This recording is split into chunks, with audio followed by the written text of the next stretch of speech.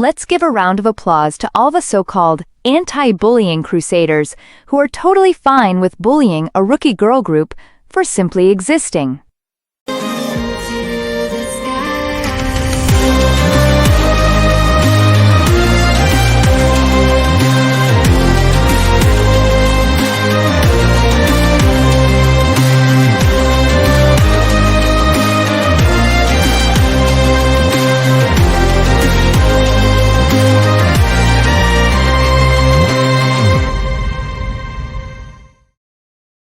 Netizens really never fail to amaze me with their sheer stupidity.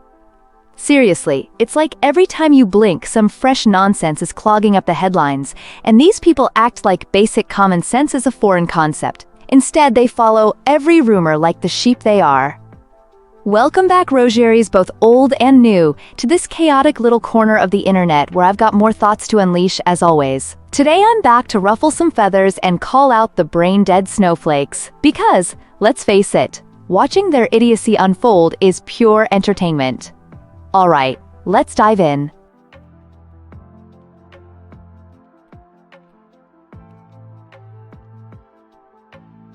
Let's give a round of applause to all the so-called anti-bullying crusaders who are totally fine with bullying a rookie girl group for simply existing. Honestly, what did I expect from these bitter, lifeless stans who can't stand the fact that Illit is out here thriving and outpacing their precious faves? It's actually pathetic. The hate for Illit is so forced and transparent. They're out here bashing the group's latest comeback, a comeback by the way that sounds amazing, and trying to dig up controversies where there's nothing to find. Really? The reach is incredible. Can they stop dragging a bunch of girls who are just doing their jobs and living their dreams? Illit is here to stay, whether these miserable people like it or not. The group doesn't need your empty, baseless hate, and honestly, neither does anyone else. So maybe let's focus on actual issues, instead of ganging up on a new group with nothing but good music and fresh talent to offer.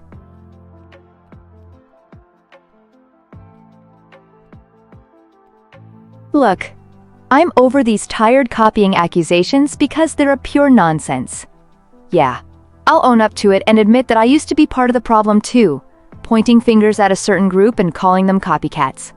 But you know what? I actually took a good look at their concept, and it's clear that they're bringing their own flavor, not copying anyone. Their recent comeback sealed it. They're unique, and I jumped to conclusions way too fast. It's really pathetic that all these baseless accusations are just people looking for something to hate on. Why? Because stans are bored, always jumping to conclusions and missing the point. K-pop stans are so quick to claim that a particular group owns a concept, as if they were the ones who invented it from scratch, as if K-pop itself isn't built on Western influences and reinventions. The entitlement is super unreal because it's like, people forget that most K-pop concepts were always inspired by other genres, trends, and even Western pop.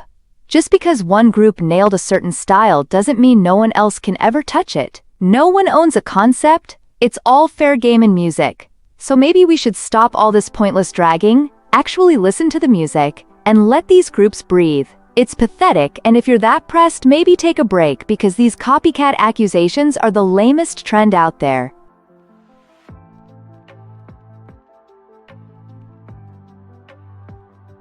Jennie's mantra is honestly just not it.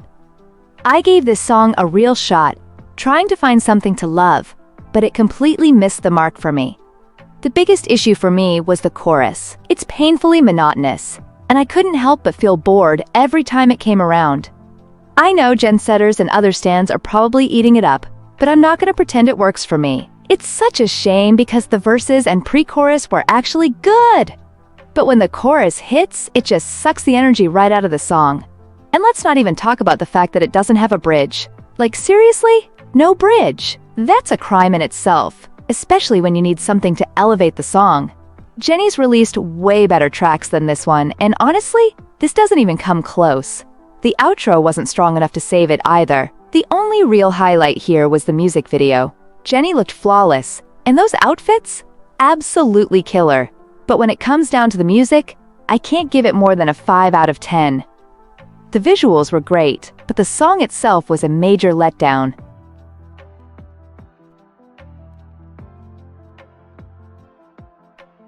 SNL Korea absolutely nailed it with the National Assembly parody. I mean, come on, it was hilarious and so spot on.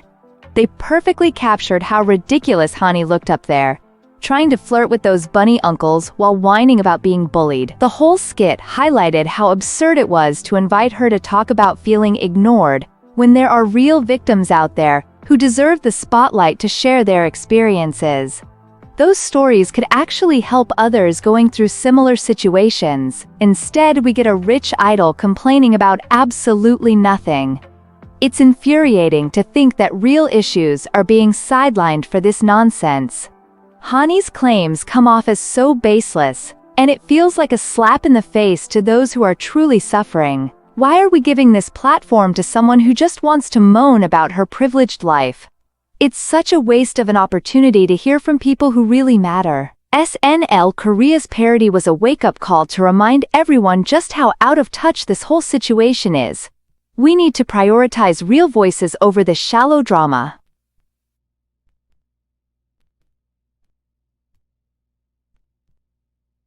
Let me use this moment to say that Rosé's APT was absolutely fire.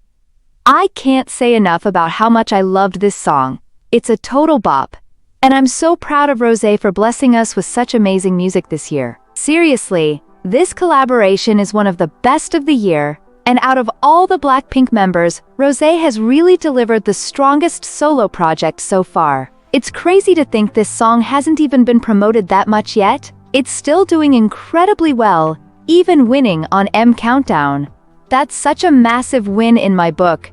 Seeing Rosé get so much love and support for her solo work just warms my heart. She's put in so much effort, and it's finally paying off. The way she pours her soul into her music is something special, and it's clear fans are recognizing that. I can't wait to see how far this song goes, and what else she has in store for us. Rosé is truly shining, and I'm here for it. Keep doing your thing, girl, because you're absolutely killing it.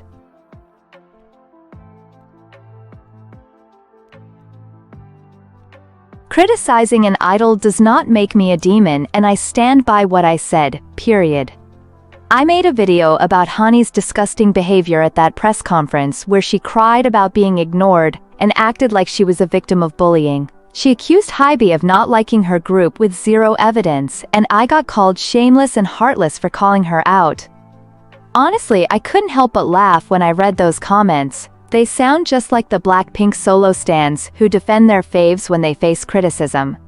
The point of my video was that Hani is making a big deal out of nothing and throwing around baseless claims. There are idols who truly deserve a platform to share their experiences. But Hani used the National Assembly to whine about petty issues. When I talked to my friends about this, they said Hani was being pathetic and clearly not ready for the tough entertainment industry.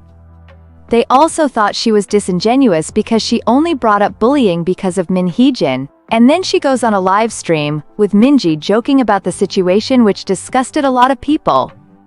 But here come the bunnies finding excuses and gaslighting the public like always. They think everyone should be held accountable unless it's their faves. Then there are those idiots who said I was spreading misinformation and hate in my video when I clearly stated it was an emotional rant about my thoughts on the situation. None of us have evidence about whether Hani was bullied, and I made my judgment based on her behavior at the assembly. If you want to see that as hate, fine, believe what you want, but I was calling out Hani's actions. Of course, some bunnies twisted it to paint me as the villain. As someone who has been bullied to the point where my mental health still hasn't fully recovered, watching Hani talk about her experiences felt like a slap in the face to me and other victims. We have every right to criticize. Using bullying as an excuse just because you want Min Hee-jin back is manipulative and disturbing. Hani is a 20-year-old woman who knows better but chose not to do better. Stop using her age as an excuse to avoid holding your faves accountable.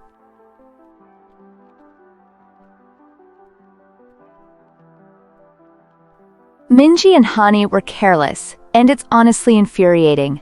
I'm sure you all saw their recent live stream where they casually joked about what went down at the National Assembly. Minji teased Hani about being visibly upset and crying like it was just some funny little moment. Hani said she's human too, so she can cry, and then her comment about noticing the cameras clicking away like she was aware that her tears were getting all the attention, is just ridiculous. Minji didn't even bother to watch the full speech. She just saw some photos later and decided to throw out a half-hearted compliment while acting surprised that Hani showed any emotion at all.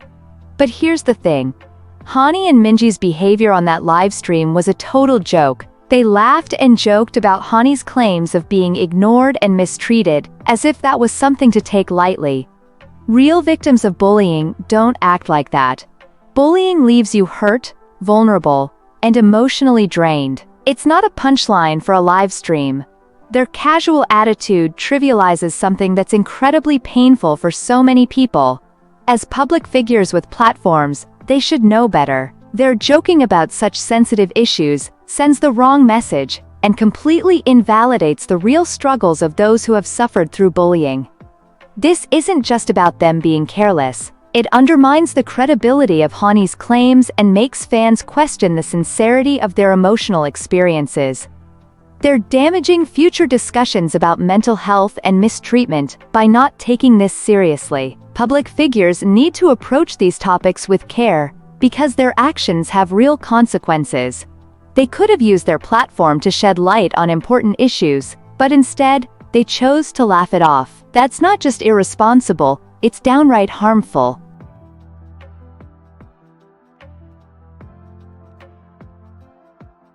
At this point, SM stands for shameless and malicious. Raya's eyes will always be 7, and what happened to Sunghan is one of the most ridiculous things I've ever seen. Seriously, can you believe this? SM dropped him, just because he had a life outside of being an idol. Because he had a girlfriend. And that was enough for K-netizens to completely lose their minds. They went out of their way to bully and humiliate him like it's some kind of twisted sport. Sending funeral wreaths was beyond sick. They claim to care about bullying, right? But their actions scream the opposite. It's like K-netizens are living in some alternate reality. I can't wrap my head around how they think. They whine about the smallest issues while completely ignoring what really matters. It's baffling. Idols who mess up deserve to be held accountable, right? But why are they dragging innocent people through the mud instead? It's infuriating to see them go after the wrong people while letting real issues slide. Seunghan didn't deserve this treatment at all. It's time for fans to wake up and stop this toxic behavior. Idols are humans too, and they deserve respect and the space to live their lives without constant judgment. This is just so messed up.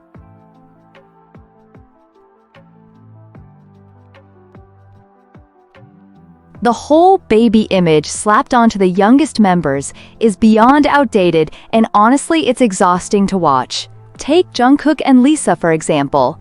These are idols with insane talent, yet some fans and keep shoving this baby label onto them like they're frozen in time. Jungkook is out here with vocals, visuals, and stage presence that could carry any group. Yet some people still only see him as the cute maknae when he's proven he's so much more. And Lisa? Lisa's breaking barriers, making waves internationally. But some still want to box her into this adorable younger sister role when she's been showing fierce versatility for years. When she shows a more mature and sexy style, she received a lot of backlash for ruining her as well as K-pop's image. Why are we so stuck on these labels? These idols have grown, evolved, and proven they're more than just maknaes. They're artists. Imagine the freedom if companies let these idols develop alongside their groups without pressuring them to cling to a cute persona that doesn't match who they are anymore. It's high time we move past this limiting childish expectation and let these artists be themselves.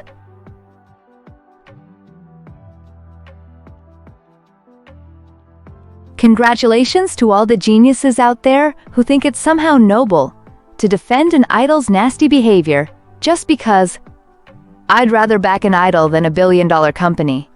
Defending someone who's in the wrong just because they're not a corporation doesn't make you a hero, it makes you look like an absolute fool. This excuse is the epitome of misplaced loyalty, and it's wild how people will twist logic to excuse anything as long as it's not the big bad company, when all we're asking for is a shred of fairness. Choosing to call out both sides doesn't mean anyone's simping for a corporation, it means you're holding people accountable. It's really not that hard to have common sense and realize when an idol is in the wrong, but somehow, certain stans make this feel like rocket science. I'll defend them over a company any day, really, so just say you're willing to excuse anything if it suits your narrative. It's tragic, honestly. We should hold anyone accountable if they mess up, no matter who they are. But no, stans seem determined to make basic fairness look like betrayal. Ridiculous.